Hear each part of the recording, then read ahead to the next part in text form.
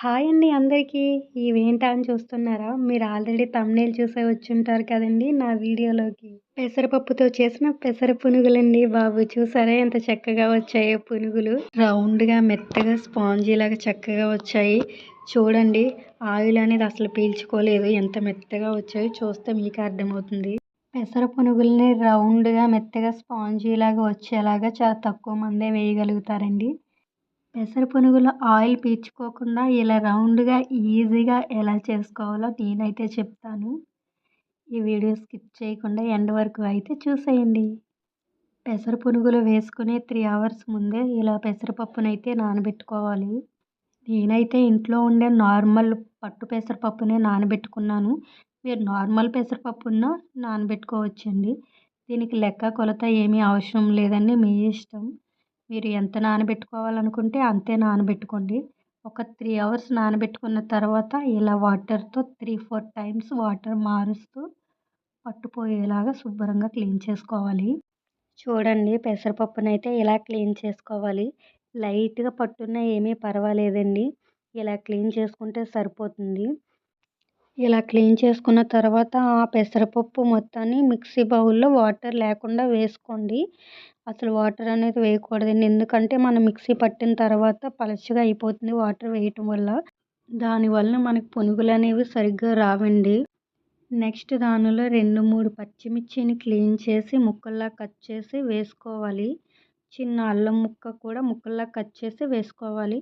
కొంచెం జీలకర్ర, 2, 3 వెల్లుల్లి రేఖలు, కొంచెం కరివేపాకు కూడా యాడ్ చేయండి.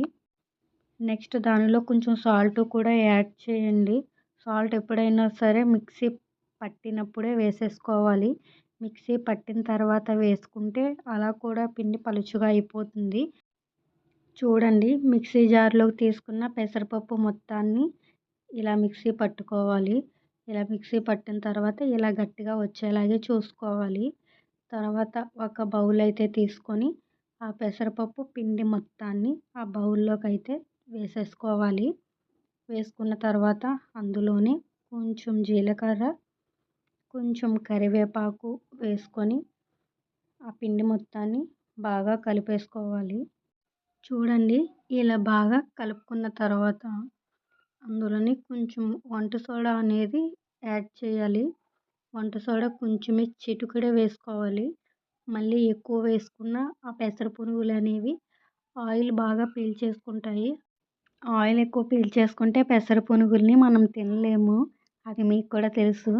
అలాగే వరిపిండి కొంచెం వేసుకొని కలుపుకోవాలి. వరిపిండి అంటే బియ్యపు పిండండి. మళ్ళీ ఎక్కువ వేసుకున్న పెసర పునుగులు అనేవి గట్టిగా వచ్చేస్తాయి. అప్పుడు అసలే తినలేము. నెక్స్ట్ స్టవ్ వెలిగించి స్టవ్ మీద పెనం పెట్టుకొని అందులో ఆయిల్ వేసుకోవాలి. జస్ట్ ఆయిల్ అనేది ఒక 60% హీట్ అవుతే సరిపోతుంది. మరి ఫుల్‌గా హీట్ అయిన పెసర పునుగులు వేయగానే పైన బాగా వేగిపోయి రెడ్‌గా లోపల పిండి మాత్రం వేగదండి. అప్పుడు అసలు బాగోవు. ఆయిల్ 60% హీట్ అయిన తర్వాత పెసర పునుగులు ఎలా వేసుకోవాలో చెప్తాను చూడండి. పెసర పునుగులు వేసుకునేటప్పుడు ఒక పిండి పక్కనే ఒక బౌల్‌తో వాటర్ అయితే పెట్టుకోవాలి. వాటర్ ఎందుకు పెట్టుకోమన్నానంటే మనం పిండి తీసుకునేటప్పుడు మన వేళ్ళను వాటర్‌లో ముంచుకుంటూ పిండి తీసుకోవటం వల్ల పిండి అనేది ఈజీగా మన చేతికి వస్తుంది. వేళ్ళకి అసలు అంటుకోకుండా చాలా ఈజీగా ఉంటుంది. పెసర పునుగులు వేసుకునేటప్పుడు ఆ గిన్నెలో ఉన్న పిండిని మన వేళ్ళతో సైడ్ నుంచి నొక్కబెట్టి తీయటం వల్ల ఈజీగా అయితే రౌండ్ షేప్‌లోకి వస్తాయి. మీరు కూడా వేసేటప్పుడు ఒకసారి ఇలా ట్రై చేయండి. మీకే అర్థమవుతుంది. ఇలా ఈజీగా ఒక సైడ్ నుంచి పిండి తీయటం వల్ల ఇలా ఈజీగా అయితే పునుగులు అనేవి వస్తాయి. చూడండి పెసర పునుగులు ఇలా పెనంలో ఫుల్‌గా వేసుకున్న తర్వాత స్టవ్‌నైతే హై ఫ్లేమ్‌లో పెట్టి బాగా వేయించుకోవాలి. బాగా రెడ్‌గా వచ్చే వరకు వేయించుకోవాలి. నేనైతే ఇప్పుడే వేసాను కాబట్టి ఇంకా వైట్‌గానే ఉన్నాయి. స్టవ్‌ని హై ఫ్లేమ్‌లో పెట్టిన తర్వాత ఇలా దగ్గర ఉండి పైకి కిందకి కలుపుతూనే ఉండాలి. లేదంటే పైన వైట్‌గా ఉండిపోతాయి. కింద బాగా రెడ్‌గా వేగిపోతాయి. పెసర పునుగులు అనేవి లైట్‌గా ఇలా రెడ్ కలర్‌లోకి వస్తే సరిపోతుంది. ఇంకా బాగా రెడ్‌గా వేగటం వల్ల దాంట్లో ఉండే టేస్ట్ అనేది మారిపోతుంది. అప్పుడు అసలు బాగోవు. పెసర పునుగులు ఇలా లైట్‌గా రెడ్‌గా వేగితే పర్ఫెక్ట్‌గా వేగినట్టే.